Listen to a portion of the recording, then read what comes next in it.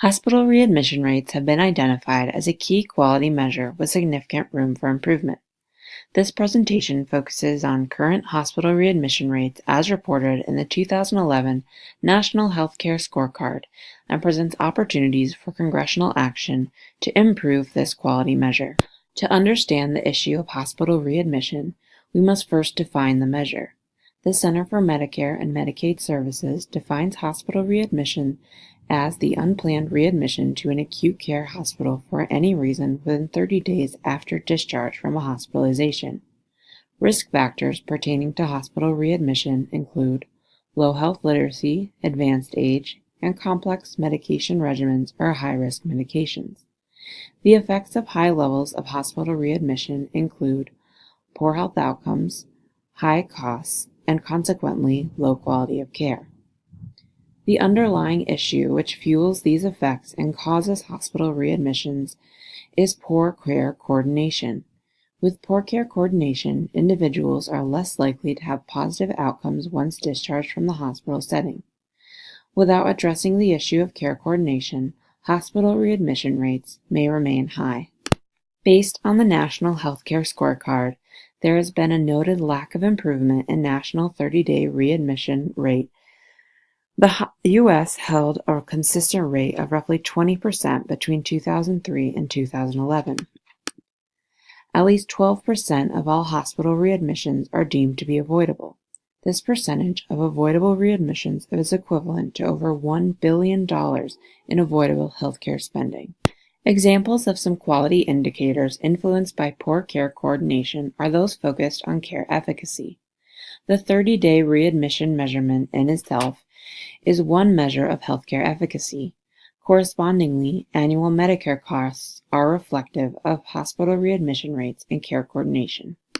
Since the 2011 National Healthcare Scorecard, the Affordable Care Act has been enacted, which included the Hospital Readmission Reduction Program.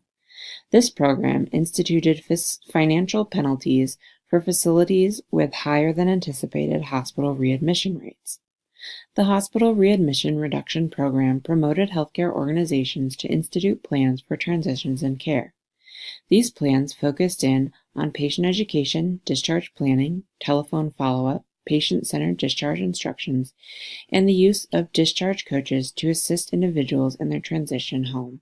Of those previously mentioned, no singular intervention was found to be effective in reducing hospital readmissions.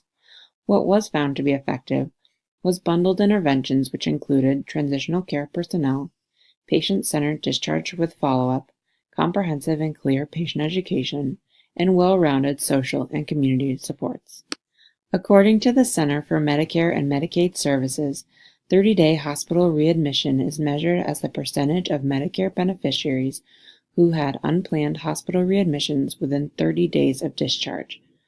This graph demonstrates the measures of hospital readmission between January 2007 and 2014. As you can see, since the implementation of the Hospital Readmission Reduction Program, there has been statistically significant decreases in hospital readmissions. However, there still remains significant room for improvement in care coordination, which may further improve readmission rates. In order to improve this issue, care coordination must be enhanced. Such initiatives may focus on facilitating effective communication, standardized access to medical records, accountability in care communication, and formal opportunities for care coordination. To implement these improvements, I propose that Congress enact laws to allow physicians to bill for transitional care services. This would involve creating a billing code for transition services, which may then be used to provide reimbursement.